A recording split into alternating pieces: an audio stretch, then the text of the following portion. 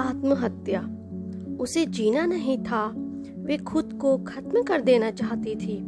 उसके दिमाग में हमेशा यही विचार आ रहा था। उसने डिसीजन ले लिया था, सिर्फ अंत कैसे करें इसके बारे में सोच रही थी। चारों ओर अंधेरा ही था। अपनी ही सोच में मगन पूर्वी नीचे बैठकर बहुत वक्त तक ऐसे ही फर्श पर बैठकर एकटक देख रही थी। पति की धोखेबाजी से पूर्वी अंदर से टूट चुकी थी। उसके बोले हुए शब्द पूर्वी के दिल में घाव कर गए थे। इस बार पंकज ने तो हद पार कर दी थी। अब और जीने का कोई अर्थ ही नहीं बचा था। अब खुद को खत्म कर दूं, इसके सिवाय दूसरा विचार उसके मन में नहीं आ रहा था। दोनों बच्चे गहरी नींद में थे। एक नजर उनकी तरफ देखा, उनके सिर पर प्यार से हाथ फेरा। आंखों में आंसुओं की धारा बहने लगी थी। उसने मन में एक दृढ़ निश्चय किया था। रात के 2 बजे थे। हर तरफ बहुत सन्नाटा था और वे धीरे से उठी और दूसरे रूम में गई। गले में फांसी का फंदा डालने ही वाली थी, तभी कुछ गिरने की आवाज आई। पूर्वी का 2 साल का बेटा जोर जोर से रोने लगा। उसी क्षण पूर्वी की 6 साल की बेटी चिल्लाने लगी, मम्मी छोटू बेड के ऊपर से नीचे गिर गया। तुम कहाँ हो? देखो ना छोटू कितना रो रहा है। पूर्वी भागकर दूसरे रूम में आई और अपने बेटे को उठाकर अपनी गोद में ले लिया और अपने सीने से लगा लिया। बेटी रोते हुए बोली, मम्मी तुम कहाँ चली गई थी? मुझे बहुत डर लग रहा था।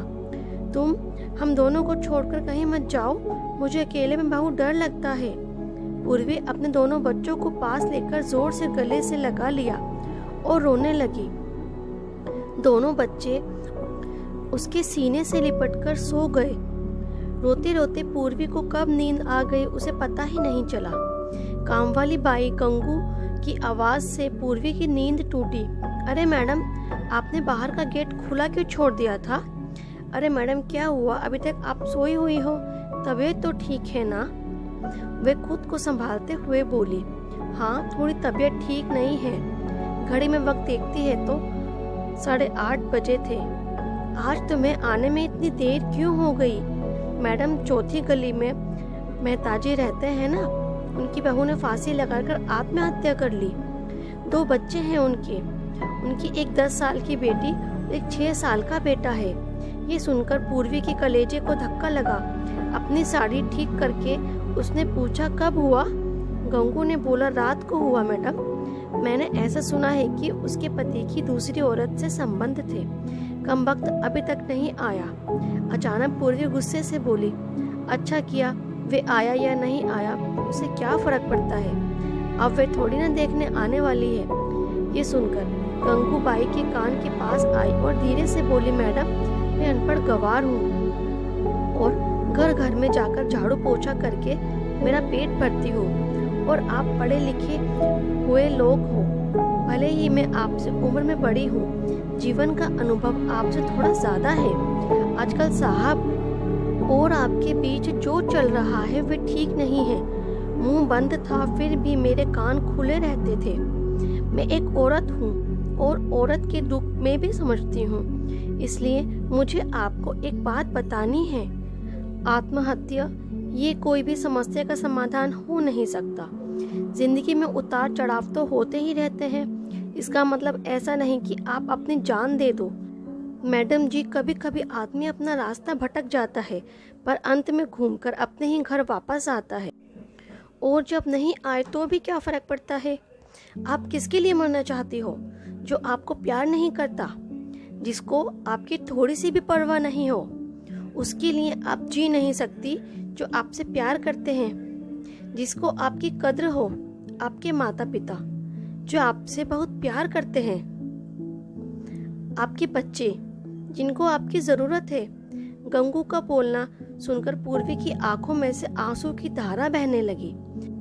पूर्वी गंगू को गले लगाकर रोने लगी। गंगू पूर्वी को पीठ पर से हाथ फेरते हुए सोफे पर बैठाती है और बोलती है, बुरा ना मानो तो एक बात बोलूं मैडम, खाली दिमाग शैतान का घर होता है। आप घर में बैठकर फालतू बातों को सोचते हो। मैं आपके घर में काम करने के बाद में 9 से 3 इस वक्त स्कूल में झाड़ू लगाने जाती हूँ। वहाँ की प्रिंसिपल मैडम बहुत अच्छी हैं। आप तो पढ़े हुए हो, अगर आप बोलती हो तो मैं आपके लिए टीचर का काम करने का पूछूं? आपका वक्त भी निकल जाएगा और मन भी लगा रहेगा। इस पर पूर्वी चुप बैठी थी। कोई भी जवाब न मिलने पर गंगू बोली, मैं आपके लिए चाय लेकर आती हूँ। और गंगू काम करने लग जाती है। काम निपटा कर बोलती है, मैडम मैं जाती हूँ। उतने में पूर्वी उससे बोलती है, रुको गंगू, तुम स्कूल में मेरे लिए पूछना, यदि संभव हो तो प्रिंसिपल मैडम का नंबर मुझे लाकर दो। गंगू के चेहरे पर खुशी का भाव दिखा। गंगू पूर्वी के पास जाकर बैठी और धीरे से बोली, मैडम मैंने दूसरे रूम में बेड पर स्टूल रखा हुआ देखा था। ऐसा आप कभी भी मत करना, ये आपका घर है। इसे बचाने को आप जो हो सके वे कीजिए। बिना लड़े आपने हार मान ली। गंगू पूर्वी के हाथ अपने हाथ में लेकर बोली, मैडम एक फिल्म में एक हीरो ने एक डायलॉग बोला था, लड़ाई लड़कर जीती जाती है, मरकर नहीं, क्योंकि मुर्दे कभी नहीं लड़ा करते। गंगू हाथ नचाते हुए ऐसे बोलने लगी। ये देखकर पूर्वी को बहुत हंसना आया। गंगू का बोलना सुनकर पूर्वी का मन हल्का हो गया और उसे एक नई आशा की किरण भी दिखी। वे अलमारी में से अपने सर्टिफिकेट निकालने लगी। दोस्तों, पति पत्नी का रिश्ता ये बहुत स्नेही होता है। भगवान को यही दुआ करती हूँ कि कोई भी पति पत्नी के जीवन में ऐसा मोड़ नहीं आना चाहिए। अगर आया भी तो आत्महत्या ये कोई इलाज नहीं है। जीवन में किसी भी समस्या का समाधान आत्महत्या नहीं हो सकता।